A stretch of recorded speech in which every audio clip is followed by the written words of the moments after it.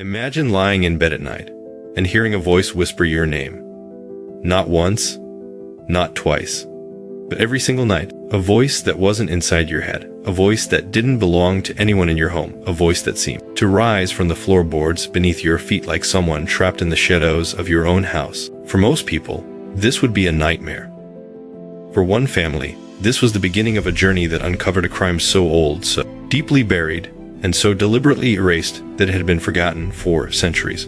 But the dead, they don't forget. And sometimes they make sure the living don't forget either. This is the unsettling story of how unexplained voices in the night led to the discovery of a centuries-old crime hidden beneath a peaceful home, and how a whisper became the final testimony of someone who never got justice. It began with a move that felt like a fresh start. The Reeves family had spent years in a cramped city apartment, dealing with traffic, noise, constant stress, and the endless feeling of being watched by strangers. When they found an old countryside house for a surprisingly low price, it felt like fate. A place with space, quiet, and history. The kind of place where life feels slower, gentler, safer. Or so they believed. The house stood at the edge of a small, forgotten village, undisturbed, untouched, and wrapped in a stillness that felt almost sacred. The locals said the house had good bones, though some added that it carried memories. The Reeves brushed off the strange comments, thinking it was small-town charm. After all, every old place has stories, right? But this house, its story, wasn't finished. The first strange occurrence happened on their third night. Amelia, the mother, woke suddenly. Not from a nightmare, not from a creak or a slam, but from a whisper. Someone had said her name. Clear, close, almost gentle. She sat up, heart racing, convinced one of the kids had come into the room. But the hallway was empty. The house was silent, so silent it made her ears ring. She shook it off, blaming exhaustion from unpacking. But in the morning, when she mentioned it to her husband, he froze. Because he had heard the same thing. Only the voice had said his name. Night after night, the whispers grew more frequent. Sometimes a single word. Sometimes a sentence too faint to understand. But always human, always too intentional to be an illusion. They came around 2:30 a.m., as if scheduled. Always close. Always personal. The Reeves tried to ignore it. They told themselves old houses make sounds.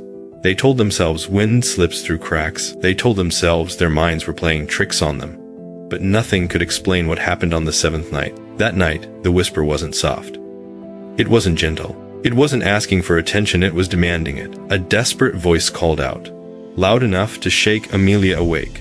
Loud enough to make the children scream from their rooms. Loud enough for every single person in that house to hear the same haunting plea. Help me. The voice didn't fade like an echo. It hung in the air, trembling, full of fear.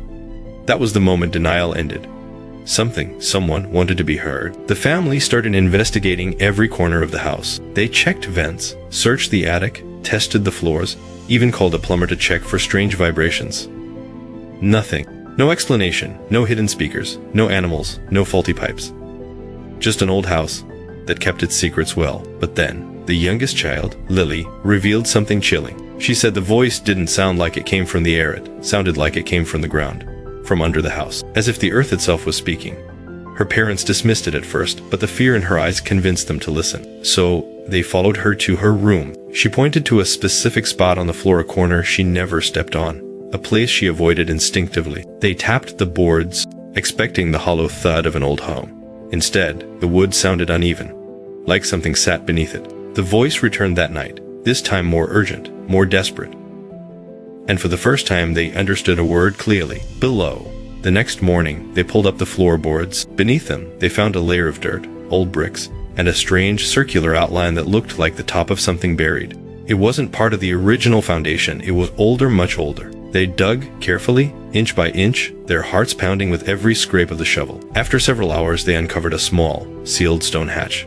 Its edges were carved with unfamiliar markings. The air turned colder around it, as if the room itself was warning them. But the whisper returned, please, and that was enough. They pried the hatch open, revealing a narrow stone staircase leading into complete darkness. The cold below felt unnatural thick, suffocating, like stepping into someone else's grief. They descended slowly, flashlights trembling in their hands. At the bottom, they discovered an underground chamber, not a basement, not a cellar. A room deliberately hidden.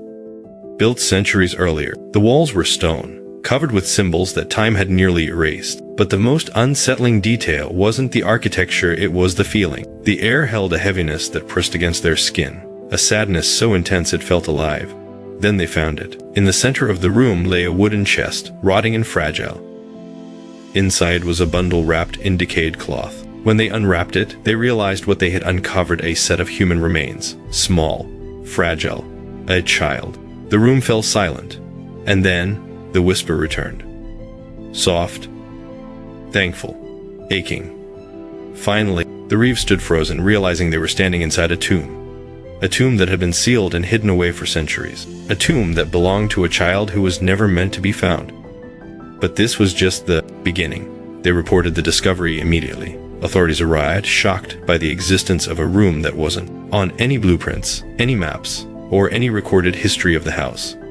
Archaeologists and historians were called in. What they found was chilling. The chamber wasn't a burial site, it was a hiding place. The markings on the walls weren't ritualistic, they were warnings. Slowly, the truth emerged. Centuries ago, the land where the house stood belonged to a family of servants working under a powerful, wealthy landowner. The family had a young daughter. One night, she disappeared without explanation. The landowner claimed she had run away, but villagers whispered darker possibilities.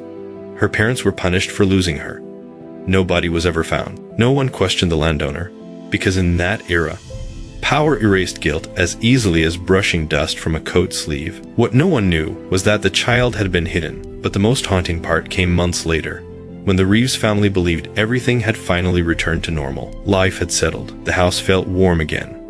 The sense of heaviness that once clung to the walls had faded completely. Yet one evening, during a quiet family dinner, their son Noah mentioned something that made Amelia choke on her breath. He said he often sat by the window at night, watching the stars, and he sometimes felt someone sit beside him, not frightening, not cold, but gentle, almost protective. He admitted he never told anyone, because it didn't feel like the whispers from before. It felt different. Safe. As if someone small was simply keeping him company. The family exchanged uneasy glances, unsure how to interpret it. But when Noah added that the presence always left the moment he whispered goodnight, Amelia felt tears swell in her eyes. It wasn't a haunting anymore. It wasn't a cry for help. It was a goodbye, slow, soft, and lingering. A spirit who had spent centuries trapped in darkness had finally learned what peace felt like. And before disappearing for good, she left behind the only thing she had never been given in life: a moment of comfort, under a home that finally acknowledged her story, beneath the same sky where she had once been forgotten. Not by her family, but by the one who harmed her, buried in a secret chamber beneath the landowner's property, silenced forever. Except she refused to stay silent. The Reeves family had unknowingly bought the land where the original manor once stood. The child's spirit had spent centuries waiting, whispering, hoping someone would finally hear her. Once the remains were identified and given a proper burial, something shifted in the house. The air felt lighter, the nights grew calm, and the whispers, after years, decades, centuries, finally stopped. But the story didn't end there. 2 weeks after the burial, Amelia had one final experience. She woke not from a whisper, but from a presence. A warm, peaceful feeling. At first she thought it was a dream, but then she heard it, soft, grateful, fading into the kind of serenity only a freed soul could hold. Thank you. That was the last time the house ever spoke.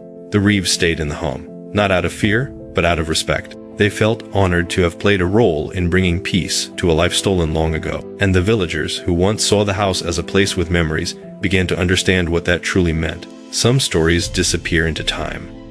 Some injustices are buried too deep to be uncovered by history alone. But sometimes, the truth finds its way back through the only doorway. It has left the thin, fragile space between the living and the dead. The Reeves didn't just uncover a crime. They gave voice to someone who had been silenced. And in doing so, they learned that the past never really sleeps. It waits, under the same sky, under the same earth, until someone is willing to listen. Thank you for watching Same Sky. If this story kept you hooked, if it made you look at the quiet of night a little differently, then stay with us. More mysteries, more secrets, more untold stories are waiting just beneath the surface, because sometimes a whisper is only the beginning.